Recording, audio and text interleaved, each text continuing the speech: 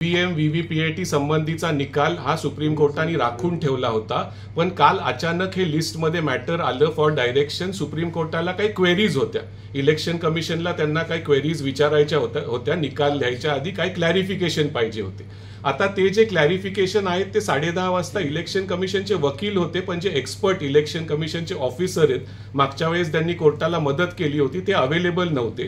त्यामुळे त्यांना 3 ते 4 प्रश्न विचारले गेले आणि त्याचे उत्तर आता इलेक्शन कमिशनच्या अधिकाऱ्यांनी कोर्टासमोर दिले. कोर्टाने एक प्रश्न विचारला होता की आता इलेक्शन ईव्हीएम मध्ये 3 युनिट असतात इलेक्शनचे, एक ईव्हीएम असतं, एक बॅलेट, एक व्हीव्हीपीएटी असतं आणि एक कंट्रोलिंग युनिट असतं. तर मायक्रो कंट्रोलर हे कोणत्या युनिटमध्ये असतं? तर आज त्यांना असा उत्तर दिलं इलेक्शन कमिशननी. त्यांनी सांगितलं की मायक्रो कंट्रोलर हे 3 युनिटमध्ये असतं. मग सिम्बल लोडिंग युनिट म्हणून एक प्रकार असतो, ज्यांनी जेव्हा उमेदवार निश्चित होतात तेव्हा सिम्बल लोड केले जातात एका केबलच्या थ्रू त्या मशीनमध्ये. तर ते सिम्बल लोडिंग युनिट तुमच्याकडे किती आहेत?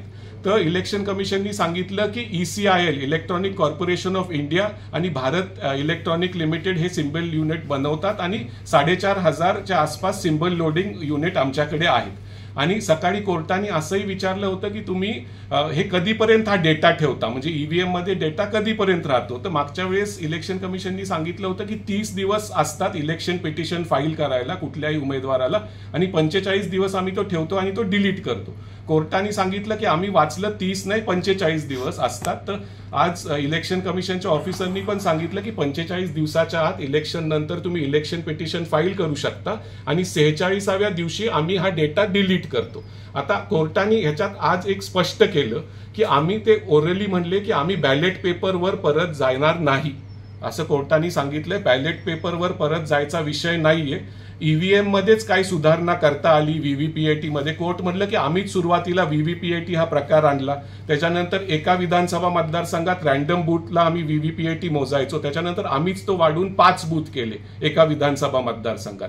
तर त्याच्या संबंधी आम्ही आमची जजमेंट देऊ की ह्याच्यात अजून काय सुधारणा करण्यात येईल. कोर्टाने स्पष्ट केले की बॅलेट पेपरवर परत जाणार नाही. त्यामुळे व्हीव्हीपीएटी ईव्हीएम हेच वापरले जातील, पण त्याच्यात कशी सुरक्षा कशी सेफगार्ड अजून केलं जाईल. आणि कोर्टाने असंही विचारलं की सुरुवातीला 3 मशीन एकत्र सील केले जातात का? तर त्याच्यात इलेक्शन कमिशननी सांगितलं की नाही, एकच युनिट सील केलं जातं पिंक सीलनी, आणि नंतर वोटिंग झाल्यावर 3 युनिट एकत्र स्ट्रॉंग रूम मध्ये ठेवले जातात. एबीपी माझा, उघडा डोळे बघा नीट.